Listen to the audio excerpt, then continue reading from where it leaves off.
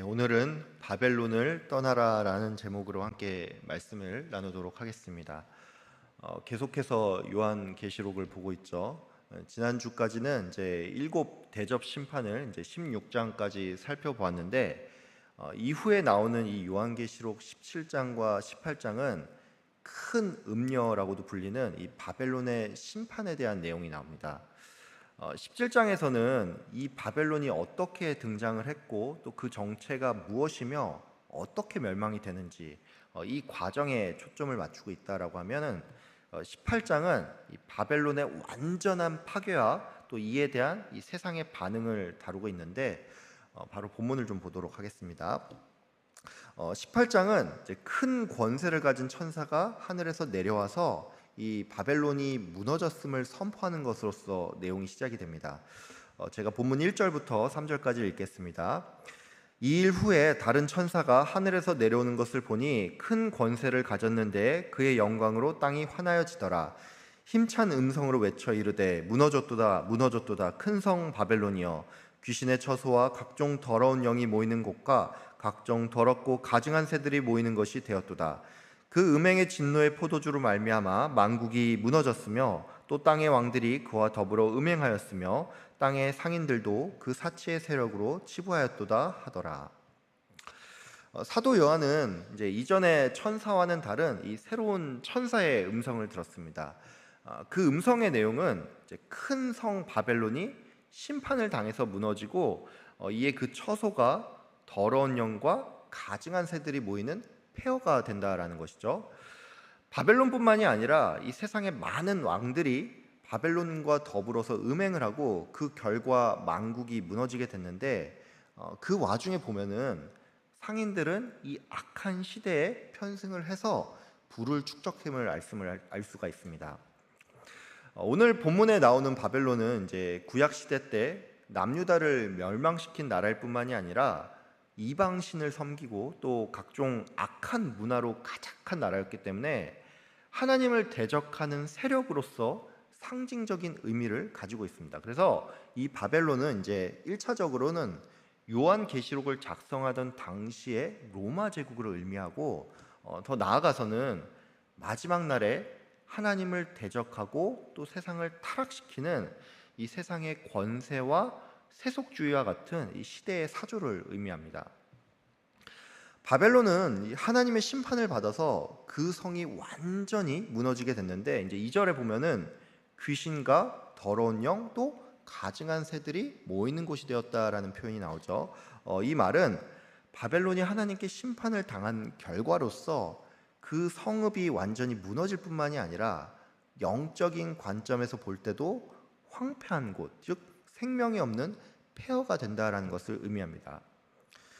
하나님의 심판은 단지 바벨론에 국한된 것이 아닙니다. 그 음행의 진노의 포도주로 말미암아 만국이 무너졌다라는 말이 나오죠. 이거는 다른 말로 음녀 바벨론을 따라간 모든 세력이 하나님의 심판을 피할 수 없다라는 것을 의미합니다. 이 악한 세대 가운데 왕들은 더불어서 음행을 합니다. 이건 또 무슨 뜻이냐면 세상 권력자들 중에서 누군가는 이 악한 세태를 바로잡지는 못할 망정 법을 바꾼다든지 또는 자기의 어떤 정치적인 유익을 위해서 옳지 않은 정책을 내리고 도리어 이 악한 세태에 편승을 한다는 말입니다. 또 보면은 상인들이 사치의 세력으로 치부하였다라는 표현이 나오죠. 이거는 무슨 말이냐면 상인들이 이 악한 세속 풍조에 적극적으로 편승을 해서 도리어 자기의 배를 불리는 그런 일을 한다는 얘기입니다. 여러분 그 결과는 어떻게 될까요? 앞서도 말씀을 드렸지만 바벨론이 심판을 당할 때 음행의 진노의 포도주로 말미암아 만국이 무너지는 결과가 나오죠. 즉 하나님께서는 바벨론뿐만이 아니라 그 음행에 동참한 사람이라면 그 사람이 세상 권력자든 또 누구든지 간에 이 하나님의 심판을 피할 수 없다는 얘기입니다. 참 안타깝게도 우리가 살고 있는 이 대한민국조차 지금 말세를 향해서 달려가고 있습니다. 세상 권력자든 정치인이든 상인이든 일반 국민이든 간에 이 악한 풍조를 계속해서 받아들이고 있다라는 것이죠. 이게 처음에는 이제 어떤 사조로서 이제 몇몇 사람들을 통해서 들어옵니다. 잠깐 여담인데 저는 개인적으로 인문학자나 또는 사회학자들을 별로 좋아하지 않습니다. 제가 왜 그러냐면 다 그렇진 않지만 많은 경우에 이제 이런 사람들은 인본주의적인 사고를 좀 가지고 있고 또 그런 분들은 좀 안타깝게도 내가 깨어 있다 또는 뭐 예술과 인문을 빙자하여서 이 기존의 그 도덕과 질서를 해체하는 옳지 않은 행동을 할 뿐만이 아니라 또 여러 사람들을 세뇌시키기 때문입니다. 이런 사람들은 이제 자기의 사상을 책이라든지 아니면 이제 요즘 같은 경우는 이제 유튜브 같은 미디어를 통해서 그 생각을 펼쳐 나가는데 이러한 사조는 곧 문학 장르로 형성이 되고 이제 시간이 조금 더 지나면 이런 사상을 담은 영화나 드라마 같은 게 제작이 됩니다. 문제는 이때부터 굉장히 파급력이 강해지는데 사람이 원래 그렇잖아요. 뭔가를 자주 보고 듣다 보면은 이제 이거를 별 거부감 없이 받아들이는 단계가 오는데 이쯤 되면은 이 사람들이 뭐가 죄인지 아닌지 소위 말해서 이 똥과 된장을 구분하지 못하는 단계가 옵니다. 이러한 시점쯤 되면은 여론이 바뀌기 시작을 하고 여기서도 조금 더 시간이 지나면 이게 어느덧 법으로 제정이 되어서 죄가 더 이상 죄라고 부를 수 없는 그런 날이 옵니다. 여러분 소돔과 고모라가 왜 멸망을 당했습니까? 동성애가 판을 쳤는데 거기에 있는 사람들은 이게 죄가 아니라고 느껴지는 그 단계까지 떨어졌기 때문이죠. 여러분도 잘 아시겠지만 우리나라는 이제 더 이상 간통죄라는 게 없습니다.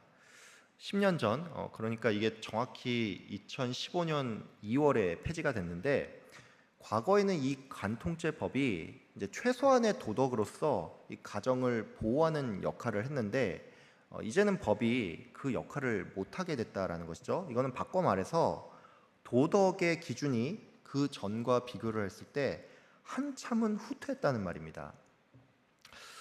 사실 이 부분과 관련해서 좀 굉장히 통탄스러운 일이 있는데 그게 뭐냐면 이 간통죄 폐지와 관련해서 뭐 기독교 단체라든지 아니면 이제 보수 언론 등 같은 경우는 이거를 굉장히 좀 우려스럽게 여긴 반면에 뭐 일부 언론사나 아니면 뭐 진보적인 신문사 같은 경우에 이 법이 무려 110년 만에 폐지가 되었다라고 하면서 우리나라의 후진 법 체제를 비판하는 기사를 냈는데 개인적으로는 저는 이런 기사를 쓰는 사람들이 도대체 무슨 정신으로 이런 글을 쓰는가 싶습니다.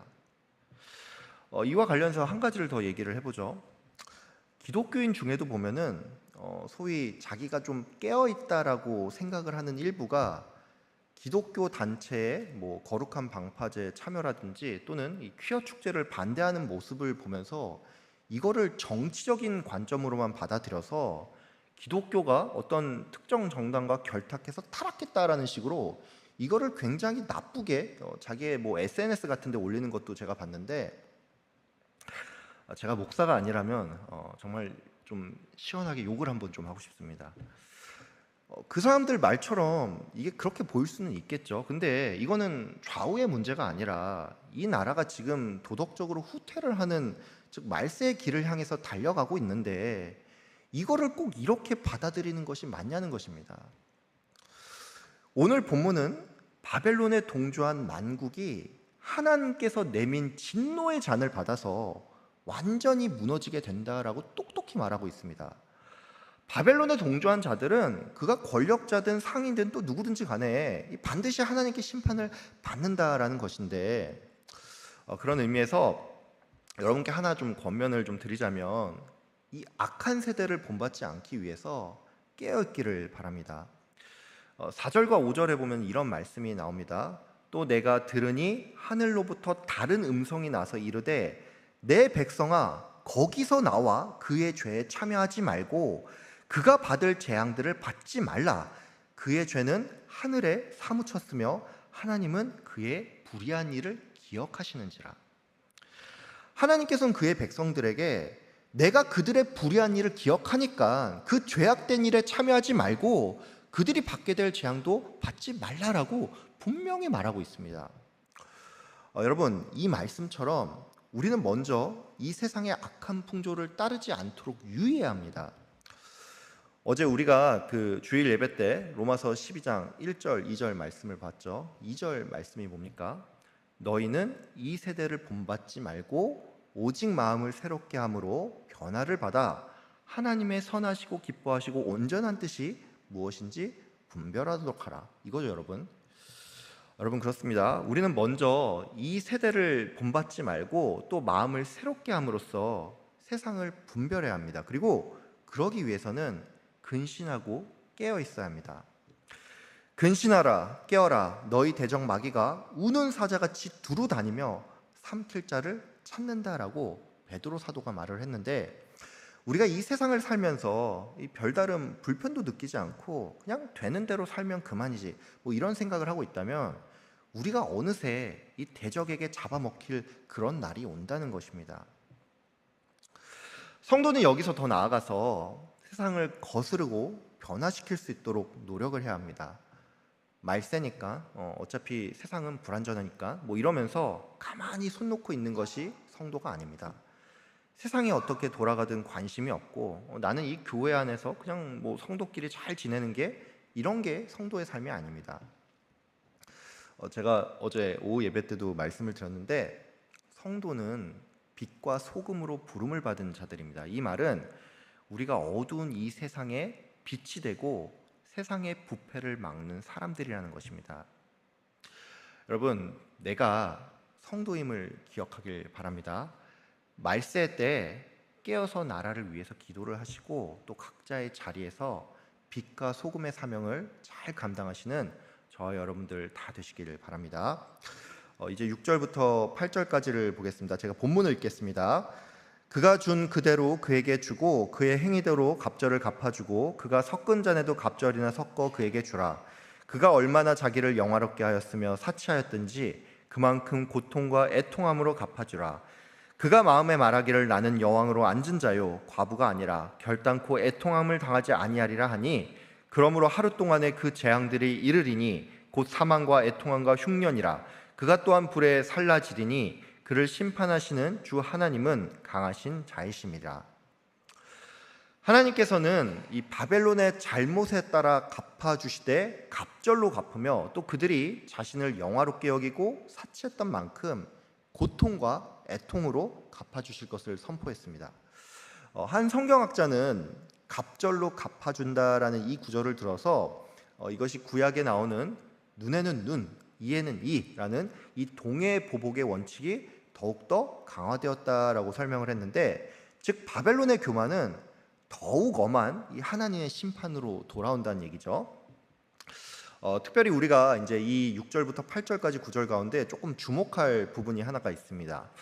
7절 마지막에 보면은 바벨론이 자기 자신을 향해서 나는 여왕으로 앉은 자요 과부가 아니다라는 이런 말을 하고 있죠. 바벨론은 지금 자기의 상황과 처지를 인지하지 못하고 있는데, 이게 이제 요즘 말로 하면은 이 메타 인지가 좀 부족한 상황이라고 할 수가 있죠.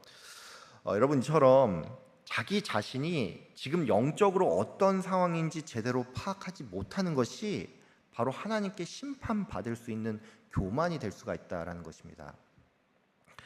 이 부분과 관련해서 이제 우리가 한 가지 생각할 주제가 있습니다. 그게 뭐냐면, 어떤 분들은 이제 이 구절을 보면서 이제 이것이 그저 바벨론에 대한 심판의 메시지라고 생각을 하면서 나랑은 별 상관이 없다라고 생각을 할 수가 있는데, 이 구절은 물론 1차적으로는 바벨론을 향한 심판의 메시지가 맞지만 성도 또한 영적으로 교만하거나 또 나 자신을 돌보지 않을 때 이러한 심판과 징계가 뒤따를 수도 있다라는 것입니다.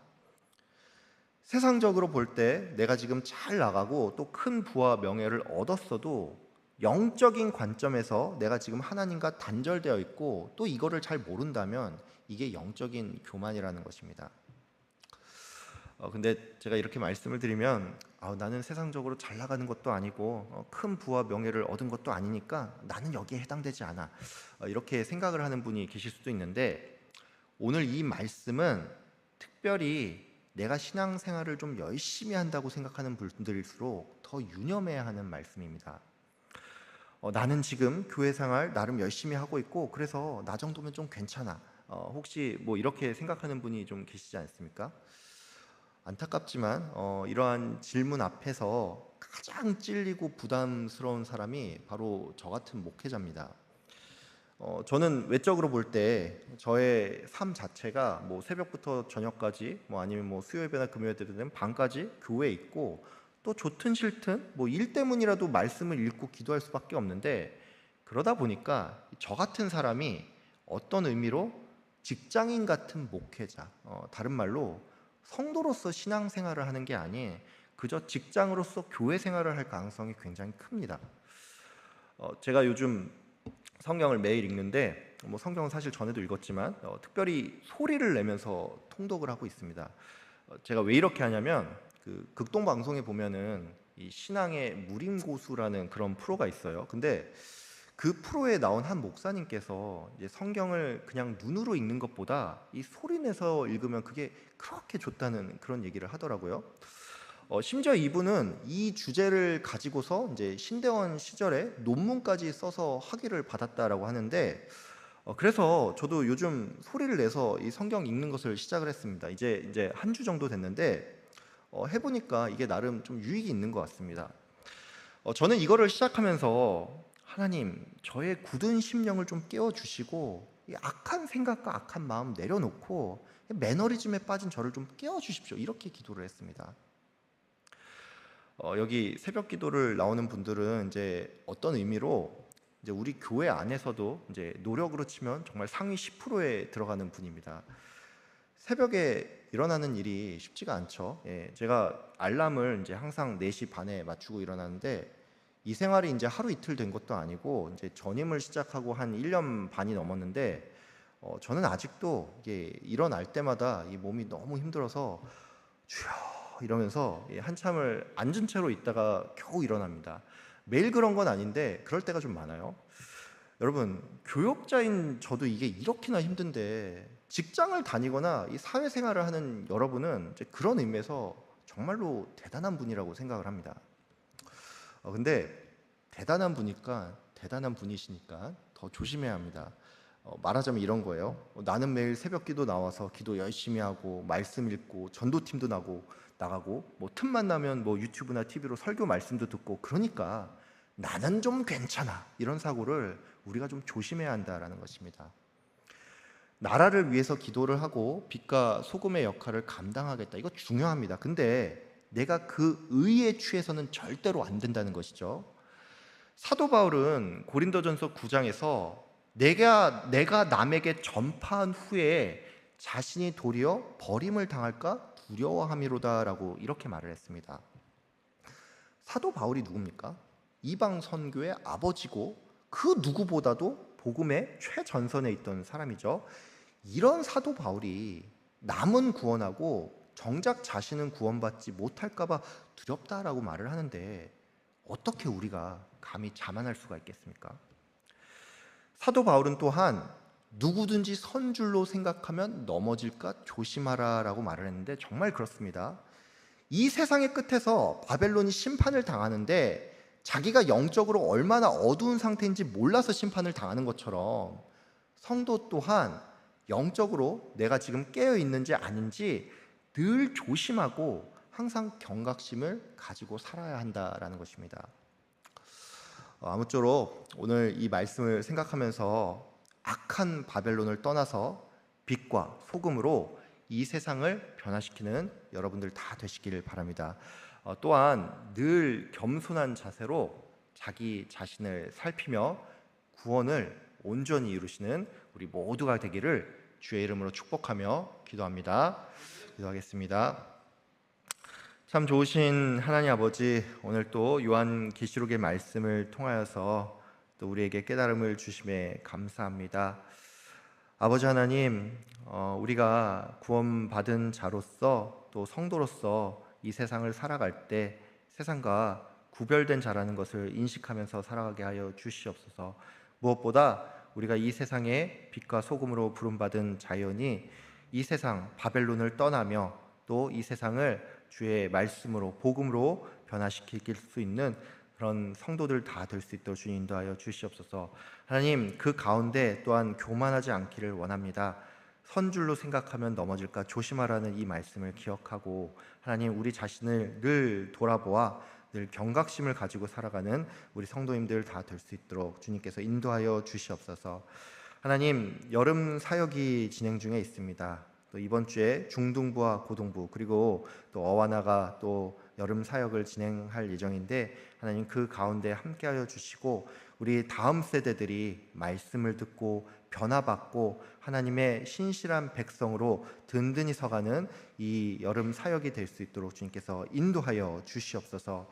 아버지 우리 교회 안에 또 아픈 성도님들 많습니다. 주님께서 지켜보아 주시고 특별히 우리 성도들이 한 마음으로 우리 가정과 같은 가족과 같은 마음으로 기도하며 눈물로써 호소할 수 있도록 주님 인도하여 주시옵소서. 아픔이 경감되게 하여 주시고 실제로 낫고 또 환우 기도 제목에서 나아서 그 기도 제목에서 사라지는 또 그런 좋은 일들이 늘 일어날 수 있도록 주님께서 인도하여 주시옵소서. 감사드리며 예수 그리스도 이름 받들어 기도드립니다. 아멘.